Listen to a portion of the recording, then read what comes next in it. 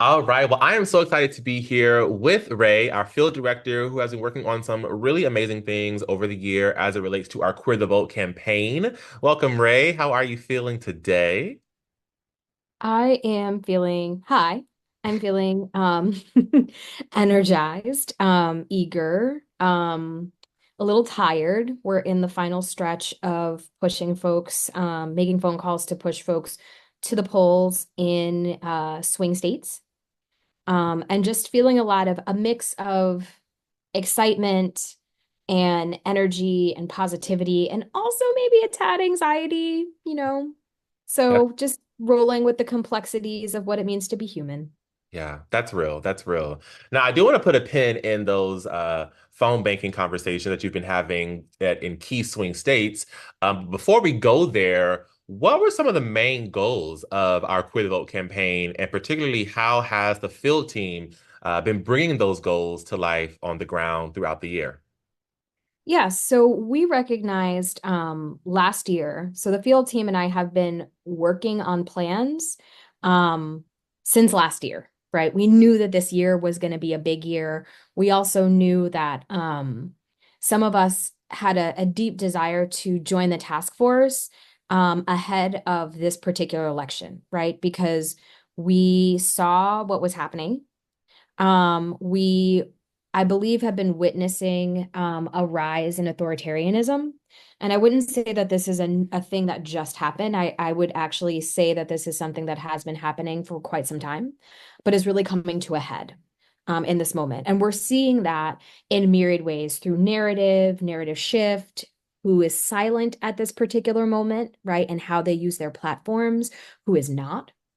And Mhm. so last year we were like, okay, how are we going to engage our community to make sure that they are well equipped heading into this election year? So, what we did was we revived the Queer the Vote campaign, which is one of the task force's legacy and signature campaigns that has to do with building power on the grassroots level to engage our communities to number one, be well resourced, number two, be well connected, and number three, move people right to the polls in a moment where politically speaking it's been a little tense to I guess to put it very mildly. And so we started off by thinking about how what's the low level, how do we get people to commit that they're going to show up.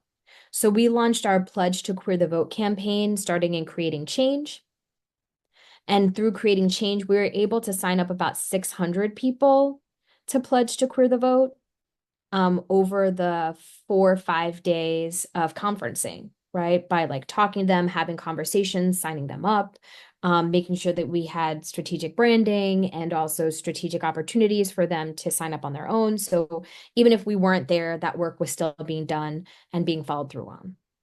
The next thing that we did was we had mapped out all of the Pride events in the states of Florida, North Carolina, and Pennsylvania that made sense for us to attend in specific areas of those states, right? So the task force has been focused in Florida for the last 2 years, 2.5 years, with a strong investment in Central Florida because we recognize that Central Florida has a gap in folks who are doing organizing work along the I-4 corridor, right? And it's not to say that there aren't organizations that are doing amazing work in Central Florida. We just recognize in terms of national presence and organizing power that there was an opportunity there for us to step in and to work and collaborate with organizations on the ground, which is what we have been doing. So we have been attending prides in Polk County. So in the small city of Lakeland, we've gone. We just got finished doing Orlando Pride. We attended Tampa Pride. We also were able to have a little bit of a presence at St. Pete's Pride in Florida, right? With the idea of getting people to pledge that they are going to show up to the polls, right? And with the promise that we would follow up with them. Mhm. We did the same thing in North Carolina with Raleigh Pride, with Charlotte Black Pride, with Durham Pride. We also did the same thing in Pittsburgh with Pittsburgh Pride, Mhm. right? And each one of these locations were key and specific to us to start to do some of that outreach, to have critical conversations with folks on the ground. And what we found by having these conversations with people, with our community in real life, was that a number of folks gravitated towards an organization, an LGBTQ organization that was talking about voting and was talking about queering the vote. So we know that last year, the Williams Institute and HRC released a report that let us know that by 2040, 1/5 of all votes in the United States will be a queer vote. That is power to be reckoned with. Mhm. If we know this information, you can be clear that our opposition also knows this information. We also know that this past year that I think they're like a virtual health platform folks, right? So they provide gender affirming care to folks in multiple different states. You can call into a provider and you can get all kinds of health care. But in particular, if you're seeking gender affirming care, they did a series of surveys and released a report talking about the impact of trans voters. And that report to me felt very important because what it identified is that trans voters show out 10 out of 10 for elections, despite the barriers, despite the obstacles, and despite the discrimination, right? So there is some overlap, there is some coincidence, right? Around targeting of specific groups in order to continue to disenfranchise us, right? And so we're talking about the continued disenfranchisement of Black communities.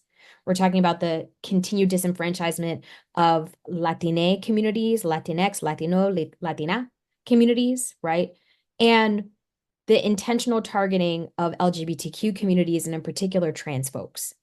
Myriad reasons why, but it's interesting to see how it shows up electorally and what that looks like, right? Especially after the Supreme Court had already put out this ruling about discrimination when it came to the drawing of electoral districts, Mhm. Mhm. right? And how diluting our electoral districts, right? So cracking them, right? So that way there isn't equitable representation. Communities aren't able to access resources in the same way. We are not able to have candidates sometimes that reflect our values, right? All of that happens when we're going through the redistricting process and then how frequently that happens inside of states, right? So there are some coincidences that are there. What we found in having the conversations with folks on the ground was that a number of people, even young people who felt very polarized at this moment, still were interested and were still going to show up at the ballot box.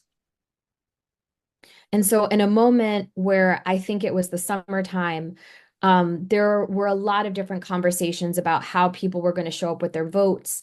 There was a lot of there's still a lot of conversation about how people are showing up at the polls. What I found talking to folks, especially young people on the ground, was that they were not only going to vote, but they were clear about who they were voting for and they were clear about why.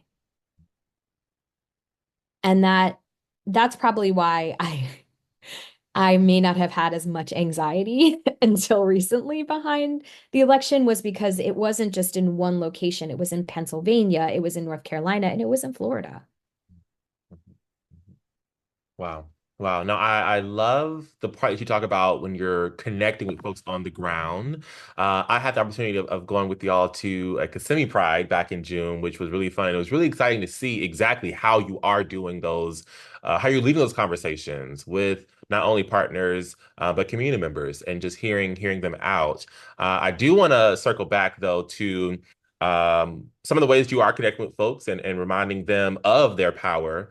Talk us about the phone banking efforts that you all are in the midst of or completing to remind folks to get out the vote on the 5th. Yes. So I'm gonna definitely uplift the work that we're doing through the phone banks, through the Queer the Vote, Get Out the Vote phone banks. I also want to uplift the Building Queer Power Night School series, which helped to do some education with folks. So right now, we are in the final push of hosting phone banks. Um, these phone banks have been rolling since October 25th. We have been making phone calls.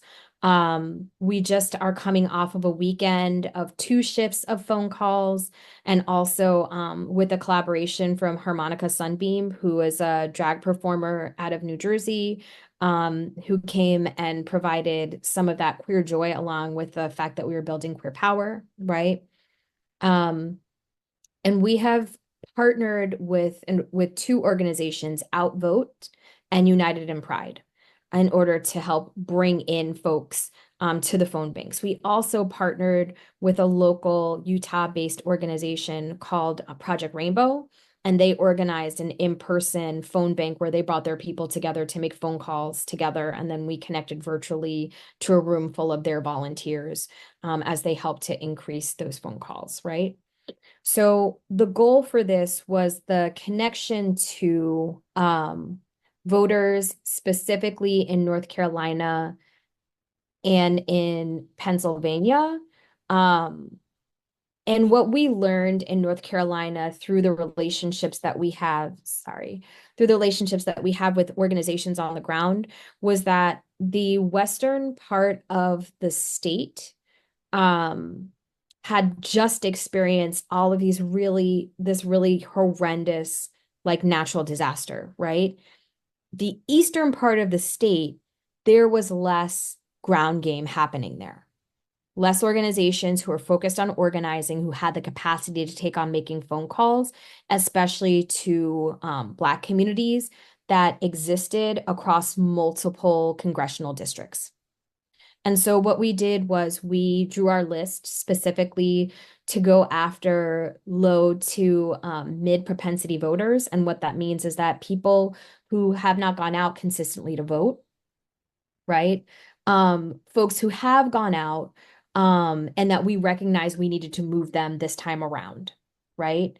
What we also learned from our partners on the ground in North Carolina was that 4 years ago, the impact, the percentage of people who needed to go out to vote to make an impact in a way that would align with the values and needs of folks at the intersections of race and class and gender was only 1.5% of voters. 1.5% of voters impacted the outcome in North Carolina during the last presidential election. That was around 74,000 people. So when we drew our list to make phone calls into North Carolina, we were very conscientious about who we were calling, why we were calling there. So targeting Black communities, targeting Latina communities, we have folks who are Spanish speakers who have been making calls with us to make sure that we are sending messages. All of our work is on the C3 side. And for those who don't understand what that means, what I'm talking about is that we can only tell people to go out to vote. We can ask them if they have a plan. We can make sure that they have the location for their polling place, if they are still in the window for early voting, right? We can ask them if they're taking people, if they need access to transportation. We can do those kinds of things, but we cannot tell them who to vote for. We cannot endorse a party. We cannot endorse a candidate, right? And if you are interested in that work, please check out the Task Force Action Fund, because that is the organization that is affiliated with the National LGBTQ Task Force, where you can look at that information and you can get involved there. You can become a donor or even a sustaining donor, right? This is a part of a strategy of the organization to make sure that we are pushing our folks to the polls as much as possible, right? And so in North Carolina, that has been our strategy. In Pennsylvania, we have been in and around Allegheny County, and we have been focusing in Allegheny County, which is where Pittsburgh is, because there are particular races there that we want to make sure we're bolstering participation in. So notice how I did not say what the race was, but that I wanted to make sure that we were talking to low to mid propensity voters. Again, folks who really don't vote very frequently, or folks who have voted that we need to push, right? To go out to the polls, to make sure that they are showing up. So Pennsylvania is what you call a bellwether state. Everybody looks at Pennsylvania to get a sense of the outcomes of presidential elections. We can tell the temperature of what's happening in the country based off of what is happening in Pennsylvania, right? About 2 million people have already voted in the state of Pennsylvania, or these are folks casting either absentee ballots or early ballots, but most people in Pennsylvania wait until the day of because of concerns around their ballots potentially being lost or something else happening with them. So we're keeping our eyes on Pennsylvania. Everyone is keeping their eyes on Pennsylvania, in order to see what the potential outcome of this election can look like. And so we have been very strategic in how and who we have been engaging with in and around Allegheny County. I had a conversation with a voter over the phone. I was calling specifically to talk to her son, and she answered the phone and was like, "Oh, this is his phone, but this is his mother. And yes, we are going out to vote, and he just registered. He's 18 years old. He just registered, and we're going out together. And our plan is that we are going to go I think it was they're going on election day because this conversation was on Saturday, and early voting had ended for them. And they were going on election day. They were going late afternoon, early evening, and that he was so excited because it's going to be his first time voting. And this is a major year where he understood that his vote really mattered, right? So, their voting location, their polling location was around the corner, but they were coming from classes and work, and so they were going to drive straight to their polling location. And I asked if there were any other questions that they had, and she was like, no, she felt good and she was well equipped, and it was a great conversation. Um, we also had a story come in, actually from a task force board member who joined our phone bank yesterday, who had a conversation with an older Black gentleman who genuinely thanked him for calling and was like, nobody ever reaches out to me about this. People don't call me to make sure I'm going out to vote. And he asked where the board member was calling from, what organization, and the board member shared that information. And then he thanked him and was like, I'm not queer, but I really appreciate the fact that this is the work that a queer organization is doing to make sure that people who don't get talked to, like me, are being reached out to, right? And so that felt really powerful, right? And that was one of the few conversations that um actually happened during the course of the day. We've spent a lot of time leaving voicemails to folks, right? Some of those numbers may be correct, some of those numbers may not be correct, but just reminding them that election day is on Tuesday. Please don't forget. Please go out. Your vote matters. It matters so much that they do things like I mentioned before, right? Which is diluting the power and the voice of our communities to have accurate representation, to have someone who represents you, who cares about your issues, somebody who will show up with integrity, someone who will listen to you.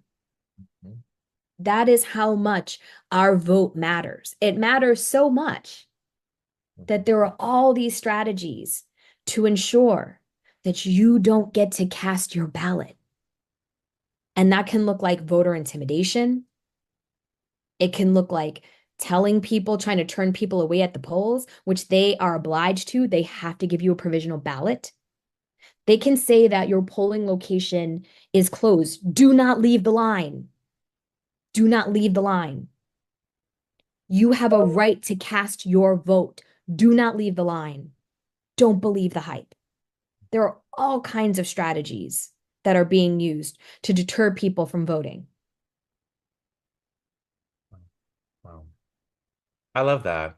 And my next question was going to ask you what message that you would give to folks as they are continuing the fight to vote. But I think that really what you just shared really encapsulated it all. Stay in line, make your voice heard, make your vote count, make sure it does. But you know what? Still to give you that platform, what advice would you give to community members as we're looking to support the Queer the Vote campaign in these final days, but really final hours of this election cycle? Yes, please go to our website. Check out the voter guide that we have published. It is gorgeous. It is also filled with a lot of really good information. If you experience discrimination at the polls, please reach out to the National Lawyers Guild. They are a national resource who can help you, right, to navigate any kind of recourse you may need to take. You can also reach out to the ACLU National. They have those resources. If you are a trans person who is heading to the polls, please go to Advocates for Trans Equality, right? And make sure that you check out their Trans the Vote resources. You can also reach out to the Transgender Law Center. If you are experiencing discrimination at the polls and you are trans identified, you can find all of these resources and more in our voter guide, which is on our website. It is beautiful. It is a beautiful piece of work that is also extremely functional. Please go there to check out those kinds of resources, right? You should always know the information of your board of elections. There is a federal website that you can use to get to your state-based information. This is so simple. Just go on to Google. Just Google it if you are in need of those kinds of resources. Again, do not leave the line. Do not leave the line. If you are experiencing harassment at the polls, get in touch with your board of elections. If you're experiencing that's inside, if you're experiencing it outside, please get in touch with the National Lawyers Guild, with the ACLU, either the local chapter, but go to the national page first. They can help you there, right? And remember, they want us to think that our votes don't matter. They want us to feel disempowered by being a part of this electoral process. I come from a legacy of Black people who had to do things like pay poll taxes. I have to prove that they could read in order to cast a ballot. My grandmother is going to be 100 years old next year. And my family has a plan to take her to the polls. Mhm, She is going. mhm, We stand upon the legacies of people who have been told that we did not matter, that our voice inside of this democracy did not matter. And we stand on the legacies of people who have perpetuated change in this democracy.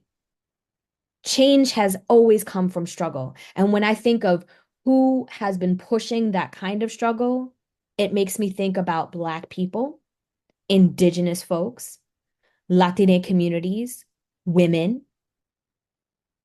LGBTQ folks, trans folks. If our ancestors and transcestors didn't fight, we wouldn't we wouldn't even know democracy as it exists. mhm, That's what mhm, democracy is. That's what democracy is. Not a spectator sport. It is an active engagement. And so post-election, be prepared to hear from us. Get involved. Come out to a Building Queer Power Night School education series. We did a series of educational um, sessions once a week. We partnered with amazing organizations in order to provide critical information, like we did a Voter Know Your Rights with the National Lawyers Guild. Amazing work, very important.